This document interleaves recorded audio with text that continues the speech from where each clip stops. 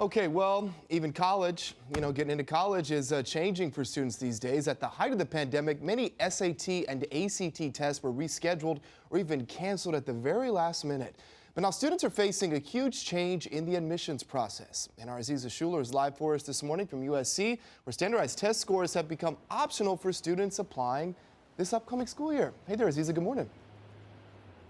Good morning. Yes, schools like USC have made that decision to switch to a test optional admissions, meaning students can opt out of having their SAT and ACT on their application for consideration. And there are also some universities that are completely taking these test scores off the table. It's supposed to level the playing field during the pandemic. However, somehow students still feel under pressure. It's 3 in the afternoon and Dr. Genevieve Morgan is on her second cup of coffee. Another online counseling session calls for another refill.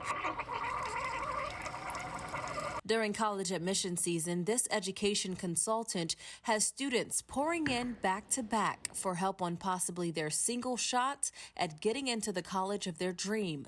Well, I would say business is up, for one thing. When the pandemic disrupted SAT and ACT testing, schools like the University of California and USC started placing more of an emphasis on secondary components like student essays. The kids are really worried, and families are really worried. Every day, over cups of coffee, she's helping students figure out what to write about. Hey, Gus. So, do you want to talk about your essays? I was just looking them over again.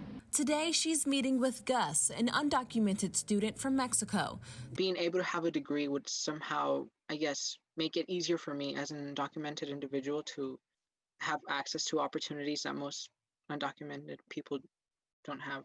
The high school senior is still deciding between majoring in music composition or environmental science. Either way, he'll be the first in his family to go to college. And since the 9th grade, he's known exactly where he wanted to apply.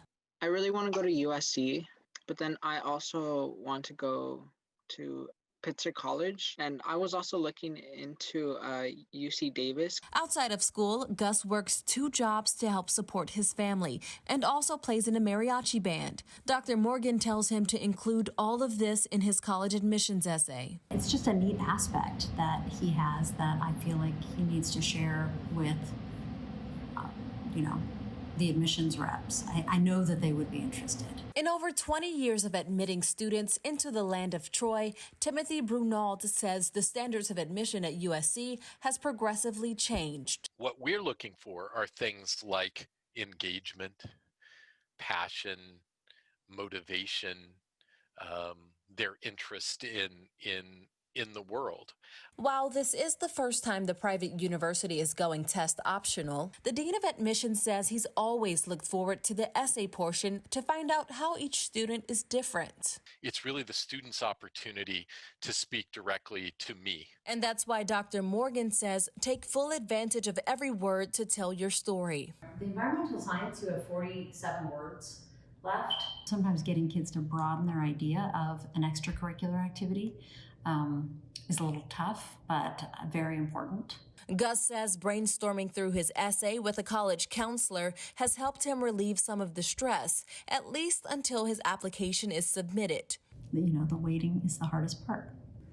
So she encourages her students to apply as early as possible because waiting on a decision letter is a test of patience no student looks forward to.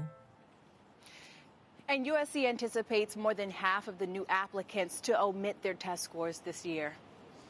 Wow. Such a different time with so many of these students. So, okay, Aziza, so after you have been in conversation with the dean, did he offer you any tips that you can share this morning with if there's students out there watching or parents out there watching on what students can do when they're composing their essays to really make a difference?